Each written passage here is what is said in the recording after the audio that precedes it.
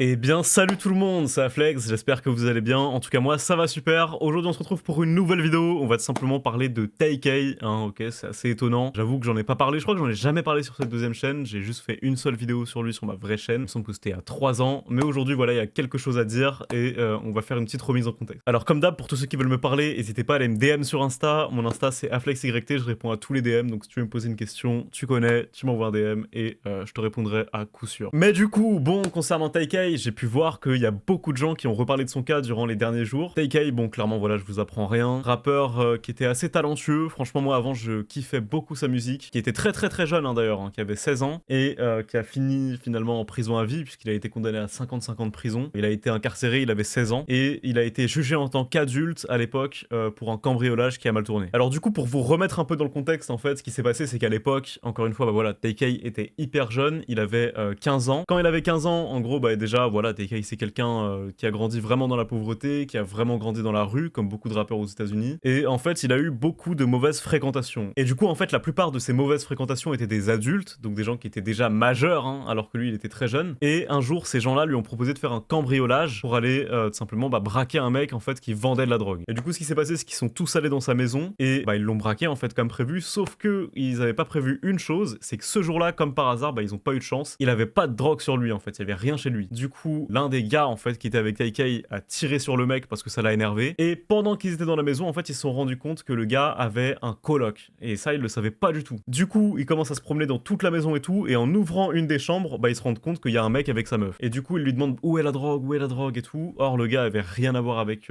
toutes ces histoires. En fait, il savait même pas que le gars était un dealer. Du coup, ils lui ont tiré dessus et ils l'ont tué devant sa meuf, mais par plaisir en fait, genre juste comme ça, sans aucune raison. Mais pas TayK, attention, hein. Ça, c'est rien à voir avec. Enfin, c'est pas rien à voir, mais c'est pas non plus TayK. C'est ses potes. TayK, lui, il avait aucun contrôle sur ça. Mais du coup, ce qui s'est passé, c'est qu'ils l'ont tué devant sa meuf et ils ont laissé sa meuf en vie. Et l'autre, ils lui ont aussi tiré dessus, mais ils l'ont pas tué, mais ils lui ont tiré dessus. Et du coup, ce qui s'est passé, c'est qu'après ça, ils se sont tous fait arrêter direct. Je crois que c'était 2 jours après ou un truc comme ça. Du coup, vu que la plupart étaient majeurs, la police les a tous mis directement en prison. Donc, ils étaient tous en détention provisoire. Et TayK et son meilleur ami étaient les seuls qui étaient mineurs. Et du coup, parce qu'ils avaient tous les deux 16 ans, 15 ou 16 ans, il me semble. Et du coup, les deux ont été mis sous bracelet électronique en fait. Et ils étaient assignés à résidence. Donc, c'est-à-dire qu'ils n'avaient pas le droit de sortir de chez eux. Et ils devaient garder le bracelet et vraiment, voilà, ils restaient chez eux quoi. Or, là où c'est vraiment parti en couille, c'est qu'à un moment donné, TayK, qui avait 15 ans, on le rappelle, 15 ans, a pété un câble. Il a lâché un tweet sur Twitter pour insulter les keufs. Du coup, il disait en gros, allez vous faire foutre et tout. Moi, je coupe mon bracelet. Si vous voulez me chercher, vous aurez qu'à venir au quartier en gros. Et du coup, il est parti en cavale. Et durant cette cavale, en fait, le mec a enregistré toute une mixtape qui du coup s'appelle Santana World, qui était en hommage à un gars qui s'appelait Santana Sage dans la rue,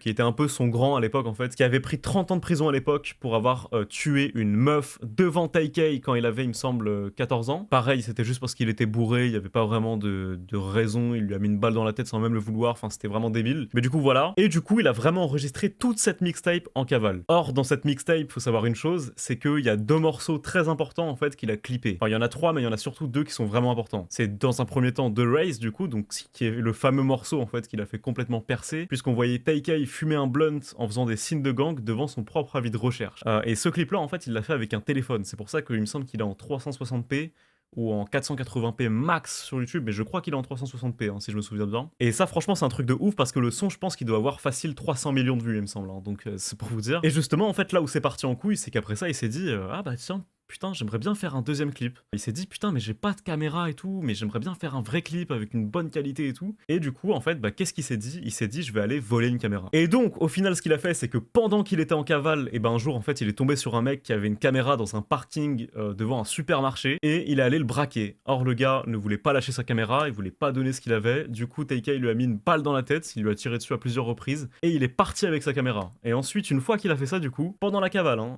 il a enregistré le clip, en fait, de Megaman, qui a un son aujourd'hui qui a plus de 30 millions de vues, il me semble, d'ailleurs, qui est un bête de son. Et après ça, du coup, voilà, il y a plusieurs semaines qui sont passées et tout. TayK a fini par se faire arrêter par la police et il a été jugé en tant qu'adulte. Pas pour le meurtre qu'il a commis pour le clip, mais pour le cambriolage, donc un meurtre qu'il a pas vraiment commis de ses propres mains du tout. Et pour ça, du coup, Taikei a pris 55 ans de prison à 16 ans, alors qu'il avait 15 ans du coup quand ça s'est passé. C'est pour ça qu'à l'époque ça avait fait beaucoup de débats. Il y avait beaucoup de gens en fait qui avaient pris sa défense, genre il y avait XXXTentacion, Travis Scott, Childish Gambino, il y avait beaucoup de gens en fait qui avaient jugé que c'était pas du tout normal en fait qu'un mec aussi jeune soit condamné vraiment à la prison à vie en fait à 16 ans quoi, pour un meurtre qu'il a même pas commis de ses propres mains. Et au final voilà, ils l'ont surtout pris en tant qu'exemple et tout, c'est pour ça qu'ils lui ont mis une peine aussi lourde en fait finalement pour son âge. Mais voilà, au Texas c'est assez compliqué, c'est un état où c'est très très sévère en fait quand tu commets ce genre de choses. Et Taikei voilà, il avait aucune chance. Et du coup en fait la raison pour laquelle ça parle de lui aujourd'hui, c'est simplement parce que maintenant ça fait des années qu'il a été jugé pour ce cambriolage du coup, et qu'il est en prison. Et actuellement en fait du coup ça y est, Taikei va finalement être jugé pour ce meurtre du coup dont je viens de vous parler, que les gens ne connaissent pas vraiment d'ailleurs, hein. Ils savent pas qu'il a enregistré le clip de Megaman avec cette caméra et tout. J'ai jamais vu quelqu'un en parler, les gens ne savent pas en fait qu'il a commis un meurtre pour ce clip. Mais du coup voilà, il va être jugé pour ça. Et maintenant ça y est en fait, actuellement ce qui va se passer c'est que Taikei va finalement être jugé pour ce meurtre là maintenant qu'il a vraiment commis de ses propres mains. Qui d'ailleurs les gens ne savent pas qu'il a tourné ce clip avec cette caméra là, hein. Les gens ne savent pas qu'il a commis un meurtre pour ce clip et tout, hein. J'ai jamais vu personne en parler, dites-vous, hein. Je sais même plus moi d'où est-ce que je l'ai appris, mais il y a personne qui le sait. Et du coup à mon avis Taikei va finir par clairement être condamné à la prison à vie dans les semaines ou les mois à venir. Sûrement les semaines à mon avis, parce que ça va être très rapide, hein. À mon avis là ils ont déjà toutes les preuves, ça fait des années que cette affaire s'est produite. En plus de ça, Taikei est peu défendable, faut savoir qu'il a commis beaucoup de choses en prison. Il a participé à un trafic de drogue, il a même essayé de créer un gang avec des Crips en prison, il a fait beaucoup de choses, il a agressé un garde aussi, il l'a menacé, enfin il a fait plein de choses. Et du coup concrètement, voilà, franchement, déjà de base c'est complètement terminé pour Taikei, pour moi c'est vraiment fini. Mais là voilà, c'est assez évident qu'il va prendre plus de 100 ans de prison en tout. Alors maintenant qu'on l'aime ou non, franchement voilà, c'est quand même dommage en vrai que cette histoire se soit passée, parce que je pense que Taikei c'était sincèrement un artiste qui aurait pu être hyper talentueux. Moi j'ai toujours considéré que c'était un jeune en fait qui était super fort à l'époque, qui était hyper...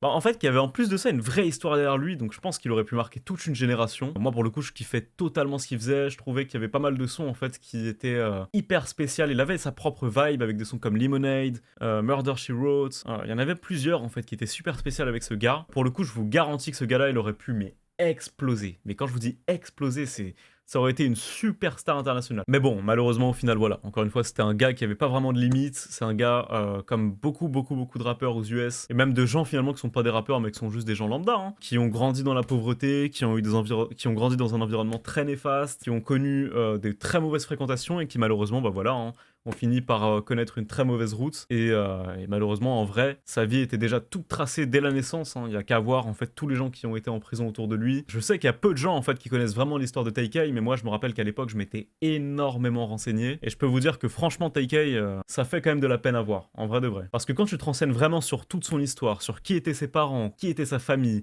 comment il a été éduqué, comment il a grandi, franchement tu comprends qu'en fait dès la naissance il avait aucune chance. Franchement c'est triste de se dire qu'il y a beaucoup de gens aux États-Unis qui naissent dans cette situation-là directement, qui voient tout leur avenir tracé mais dès le début quoi. Enfin bref, en tout cas quoi qu'il en soit, voilà, c'était une courte vidéo, c'était juste pour vous tenir au courant du coup de ce qui va se passer pour Taikei. En tout cas voilà, merci à tous ceux qui ont regardé cette vidéo jusqu'à la fin, c'était Aflex, ciao.